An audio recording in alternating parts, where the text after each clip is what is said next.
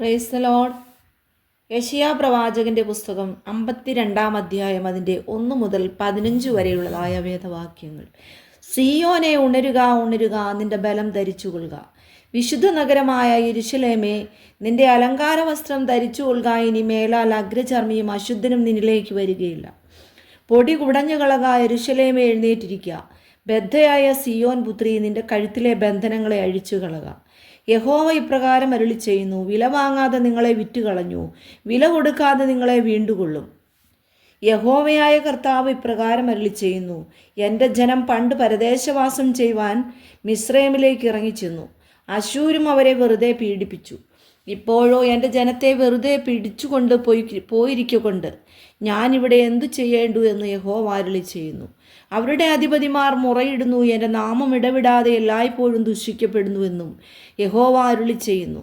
അതുകൊണ്ട് എൻ്റെ ജനം എൻ്റെ നാമത്തെ അറിയും. അതുകൊണ്ട് ഞാൻ തന്നെയാകുന്നു പ്രസ്താവിക്കുന്നവനെന്ന് അവർ അന്ന് അറിയും. സമാധാനത്തെ ഘോഷിച്ച് നന്മയെ സുവിശേഷിക്കുകയും രക്ഷയെ പ്രസിദ്ധമാക്കുകയും സിയോനോട് നിന്റെ ദൈവം വാഴുന്നു എന്ന് പറയുകയും ചെയ്യുന്ന സുവാർത്താദൂതൻ്റെ കാൽ പർവ്വതങ്ങളിൽ മേൽ എത്ര മനോഹരം! നിന്റെ കാവൽക്കാരുടെ ശബ്ദം കേട്ടുവോ? അവർ ശബ്ദമുയർത്തി ഒരുപോലെ ഉല്ലസിച്ചു ഘോഷിക്കുന്നു. യഹോവ സിയോനിലേക്ക് മടങ്ങി വരുമ്പോൾ അവർ അഭിമുഖമായി കാണും. യെരൂശലേമിൻ്റെ ശൂന്യപ്രദേശങ്ങളെ പൊട്ടിയാർത്തുകൊള്ളുവിൻ.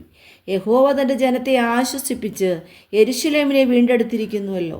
സകല ജാതികളും കാണുകെ യഹോവ തൻ്റെ വിശുദ്ധ ഭുജത്തെ നഗ്നമാക്കിയിരിക്കുന്നു. ഭൂമിയുടെ അറ്റങ്ങളൊക്കെയും നമ്മുടെ ദൈവത്തിൻ്റെ രക്ഷയെ കാണും. വിട്ടുപോരുവീൻ, വിട്ടുപോരുവീൻ, അവിടെ നിന്ന് പുറപ്പെട്ടു പോരുവീൻ. അശുദ്ധമായതൊന്നും തൊടരുത്, അതിൻ്റെ നടുവിൽ നിന്നും പുറപ്പെട്ടു പോരുവീൻ.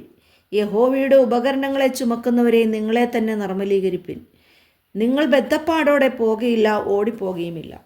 യഹോവ നിങ്ങൾക്ക് മുമ്പായി നടക്കും, ഇസ്രായേലിൻ്റെ ദൈവം നിങ്ങൾക്ക് പിൻപടയായിരിക്കും. എൻ്റെ ദാസൻ കൃതാർത്ഥനാകും, അവൻ ഉയർന്നും പൊങ്ങി അത്യന്തം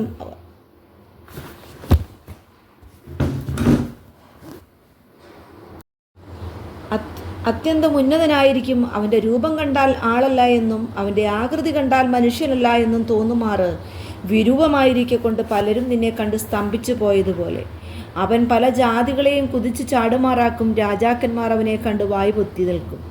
അവർ ഒരിക്കലും അറിഞ്ഞിട്ടില്ലാത്തത് കാണുകയും ഒരിക്കലും കേട്ടിട്ടില്ലാത്തത് ഗ്രഹിക്കുകയും ചെയ്യും.